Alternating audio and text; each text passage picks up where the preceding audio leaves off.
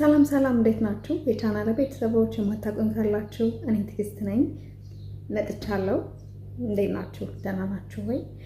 ምንም በማይመች ሁኔታ ውስጥ ብሆንም ግን እንደምንም ብዬ ወደ እናንተ መምጣቴን አላቋርጥም፣ እመጣለሁኝ ማለት ነው። በምንም አይነት ሁኔታ ውስጥ ብሆን ታውቃላችሁ፣ ህይወት እንግዲህ ሁል ጊዜ በቻሌንጅ የተሞላ ነው። አንዱን አሸነፍኩ ስትሉ ሌላኛው ይመጣል። ያኛውን አሸነፍኩ በቃ ስትሉ እንደገና እንደ አዲስ ነው የሚጀምረው። አሁን የተረዳሁት ነገር ቢኖር በቃ በህይወት ውስጥ የሰው ልጅ እስትንፋስ ውስጥ ካለ ድረስ የማይመጣ ፈተና የለም፣ የማያልፍም ፈተና የለም። የሚመጣው ፈተና ሁሉ ሊያልፍ ነው የሚመጣው። ቢያደክመንም፣ ቢያሰለቼንም፣ ቢያስለቅሰንም፣ ምንም ተስፋ እንድንቆርጥ ቢያደርገንም ግን ደግሞ እግዚአብሔር ያንን ሊያሳልፈን ነው። ግን አቅማችን ሊያይ እንደምናልፈው ሊያውቅ ነው ያን ፈተና ወደኛ የሚያመጣው። ስለዚህ እግዚአብሔር እስካለ ድረስ ፈተናውን እናልፈዋለን።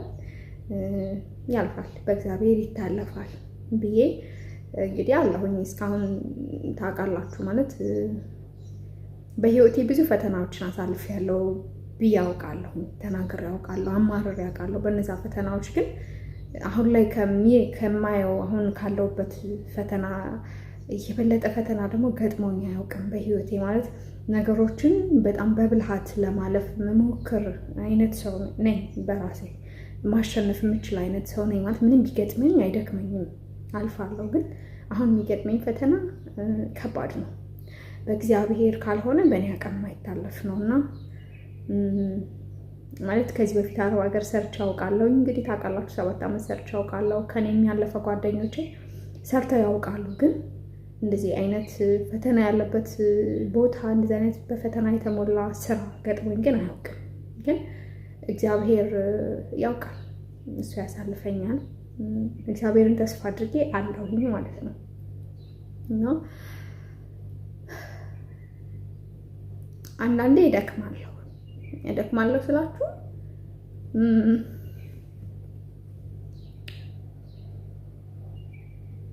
የሚያልፍ አይመስለኝም።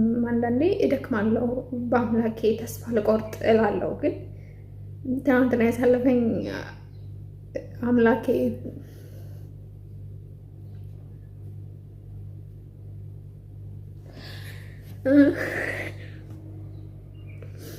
ትናንትና ያሳለፈኝ እግዚአብሔር ዛሬ የሚያሳልፈኛል ብዬ በሱ ተስፋ አደርጋለሁ ማለት ነው እና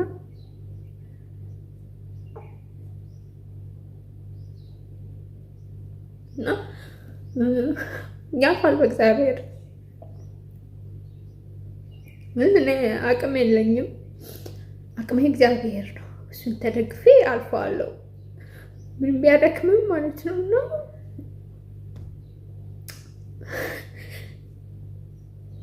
ግን ለጊዜው ይከብዳል፣ ለጊዜው ያማል፣ ለጊዜው ይደክማል። ማለት እስከ መቼ ድረስ ትላላችሁ? ግን ያልፋልኝና ምናልባት እኔ እንዳለሁበት ከባድ አይነት ሁኔታ ውስጥ፣ ከባድ የስራ ሁኔታ ውስጥ ያላችሁ ሰዎች ካላችሁ እግዚአብሔር አምላክ ያሳልፋል። ቢደክምም ማያልፍ ቢመስልም ግን ልክ የዛሬው አሁኑ ፀሐይ አልፎ ደግሞ ጨለማ ይመጣል፣ ጨለማ አልፎ ብርሃን ይመጣል አይደል? ቀናቶች ይነጋል፣ ይመሻል። ልክ እንደ ቀኑ ነገሮችም ያልፋሉ። ግን አንዳንዴ ትዕግስታችሁን የሚፈትን ነገር ሁላ ይሆናል። አንዳንዴ ተናግራችሁ ማሳመን እየቻላችሁ ቋንቋ ችላችሁ እንደፈለጋችሁ መናገር ችላችሁ ግን እንዳትናገሩ አድርጎ የሚይዛችሁ ነገር ደግሞ ይኖራል እና ብዙ ነገሮች አሉ አሁን ላይ ማለት ዋጋ እንድከፍል የሚያደርጉኝ፣ መናገር እየቻልኩ እንዳልናገር የሚያደርገኝ፣ በዝምታ ነገሮችን እንዳልፍ የሚያደርገኝ ነገር አለና ለዛ ስል ምንም ነገር አልናገርም፣ ዝም ነው ብለው። እኔ ለሀገሩ አዲስ አይደለሁም ታውቃላችሁ። መብቴንም ግዴታዬንም አውቃለሁኝ። መናገር ማስረዳት እችላለሁኝ። ግን እንዳትናገሩ አድርጎ አስሮ የሚይዛችሁ ነገር አለ። እንዳትወጡ ግዴታ በዚህ ውስጥ እንድታልፉ የሚያደርጋችሁ ነገር አለ። ቢሮ አለ። ቢሮ መሄድ ትችላላችሁ። ስራ መቀየር ይቻላል ምናምን፣ እዛ መሄድ ይቻላል። ግን እዛ መሄዳችሁ ደግሞ የመጣችሁበት ዓላማ አይሳካላችሁም። ጊዜያችሁ ነው የሚባክነው፣ ሰዓታችሁ ነው የሚሄደው እዛ ጋር ቁጭ ብላችሁ። ለምን ስራ የለም። እዛ ጋር ያሉት ደግሞ የሀገራችን ልጆች ናቸው ደላሎች ራሳቸው። ግን ሀበሻ እስከማትመስሉ ድረስ ነው የሚርቋችሁ፣ የማይቀርቧችሁ፣ የማይረዷችሁ። እኔ እዛ 2 ቀን ነው ምናምን አድሬያለሁኝ። ከኢትዮጵያ እንደመጣሁ ቢሮ ነበር ያረፍኩት እና አርብ መጥቼ ቅዳሜን እዛ ውዬ እሁድንም ሰኞ ነው ስራ የገባሁት። አታምኑም፣ ስልኬ ለ1 ወር እዛ ነው የነበረው። ለ1 ወር ስልክ አልያዝኩም። መብቴ እንደሆነ አውቃለሁ፣ ስልኬን የመቀበል መብቴ እንደሆነ አውቃለሁ። ስልኬን ለነሱ ያለመስጠት፣ ስልኬ እኔ ጋር መሆን እንዳለበት አውቃለሁ፣ መብቴ ነው። ግን እንዳትናገሩ የሚያደርጋችሁ ነገር ያልኳችኋል አይደል? እንዳትናገሩ የሚያደርጋችሁ የወጣችሁበት የሆነ ነገር አለ። እኔ የመጣሁት የሆነ ነገር አለ ማሳካት የምፈልገው። ያ እንዳይደናቀፍብኝ ፈለግኩኝ።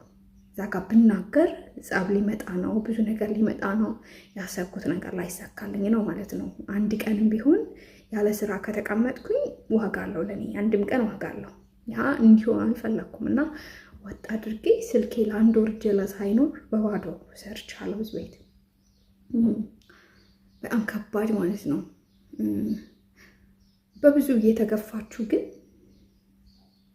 ዝም እንድትሉ የሚያደርጋችሁ ነገር አለ። እያወቃችሁ እንዳታውቁ የሚያደርጋችሁ ነገር አለና ምን ልላችሁ ፈልጌ ነው፣ በዚህ ሁኔታ ውስጥ ያላችሁ ሰዎች ካላችሁ ወደ ቢሮ አትሂዱ። ችግራችሁን ወጥ አድርጋችሁ እግዚአብሔር አምላክ ያሳልፋችኋል። በእግዚአብሔር ተስፋ እያደረጋችሁ እሱ ያሳልፈኛል እያላችሁ በርትታችሁ ስሩ። ቢሮ አትሂዱ። አሁን እኔ እሳት ውስጥ በሉት፣ እሳት ታውቃላችሁ፣ እሳት በቃ ፍም እሳት ላይ ቆሜ እንዳለው ቁጠሩት ለእኔ ማለት ነው። በአሁኑ ሰዓት ግን እግዚአብሔር ያሳልፈኛል። ምክንያቱም ከዚህ ቢሄድ እኮ የተሻለ ነገር የሚገጥመኝ ይችላል፣ ወይ ደግሞ ከዚህም የባሰ መጥፎ የሆነ ነገር ሊገጥመኝ ይችላል። ግን ማባክነው ጊዜ እስከዚህ ቢሮ ሄጄ 1 ወር 2 ወር 3 ወር የተቀመጡ ልጆች አሉ ስራ ሳይገቡ። እንደዛ ብቀመጥስ ስራ ባላገኝስ? 3 ወር ለእኔ ዋጋ አለው። 3 ወር ቢሮ ከመቀመጥ 3 ወር ሰርቼ ኢትዮጵያ ብገባ ይሻለኛል ለእኔ፣ የ3 ወር ደግሞ እዚህ ይዤ በሚል ዋጥ አድርጋችሁ እያወቃችሁ ብዙ ነገር መናገር እየፈለጋችሁ ብዙ ነገር እንደምትቀይሩ እያወቃችሁ ተናግራችሁ ግን ዝም ትላላችሁ። ዝም እኔም እንደዛ ነው ያለሁት፣ ዝም ብዬ ማለት ነው። እና ከባድ ነው፣ በጣም ከባድ ነው። አንዳንዴ ቅድም እንዳልኳችሁ ይደክማል፣ ይሰለቻል።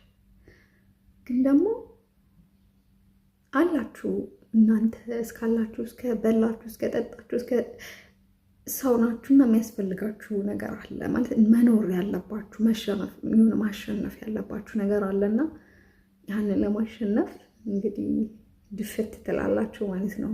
እያወቃችሁ እንደማታውቁ ትሆናላችሁ። ቅድም እንዳልኳችሁ መናገር እየፈለጋችሁ አትናገሩም፣ ዝም ትላላችሁና ህይወት እንደዚህ ናት። ነጋ ስትሉ እንደ አዲስ ይጨልማል። አለቀ ስትሉ እንደ አዲስ አንድ ብሎ ፈተና ይመጣል። አሸነፍኩ ሊያልፍልኝ ነው ብርሃን ላይ ነው ስትሉ ከእንደገና ይጨልማል። ከእንደገና ከዜሮ ግን አላውቅም እንግዲህ ፈጣሪ መጨረሻ ምን ሊያመጣ እንደሆነ። ይሄም ያልፋል። ይህንንም አልፌ ደግሞ እንግዲህ እግዚአብሔር ከዚህ የባሰ ሌላ ፈተና ያመጣል አላውቅም። ግን ዛሬን ግን እንዲህ ነው ማሳለፍ የምፈልገው።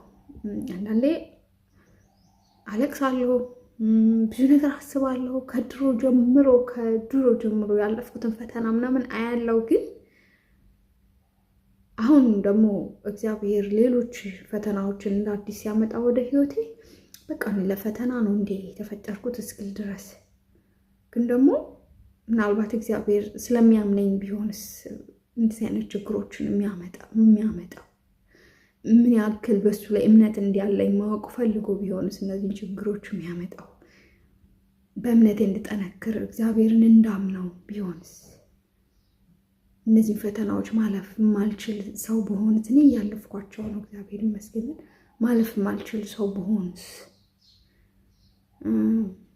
ማለት እምነቴን ሊያይ ቢሆንስ፣ አቅሜን አውቆት ቢሆንስ ይሄንን ፈተና ይሰጠኝ እላለሁ።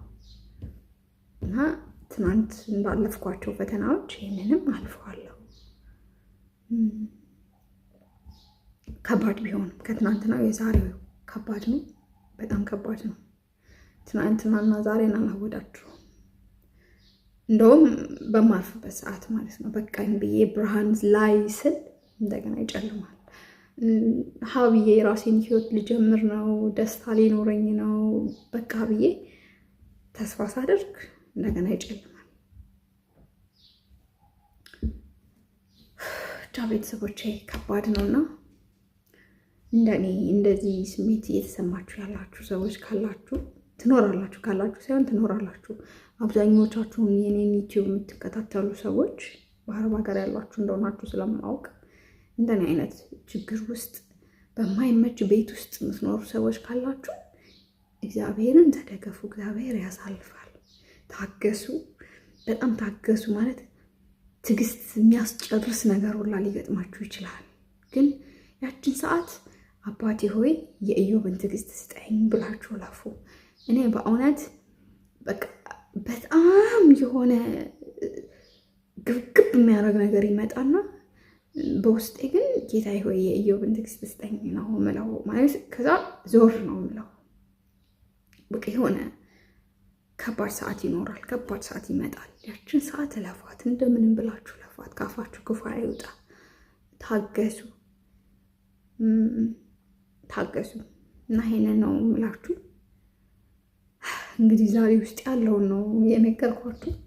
ግን ሁላችሁም ጸሎት አድርጉልኝ። በቃ እግዚአብሔር አምላክ ይህን ቀን እንዲያሳልፈኝ፣ መልካም ነገር እንዲያመጣ ወደ ህይወቴ በቃሽ እንዲለኝ፣ ምናልባትም ብቻ እንደዚህ ነው የምላችሁ ነው። ደህና ሁኑልኝ። ወዳችኋለሁ። ቻው ባይ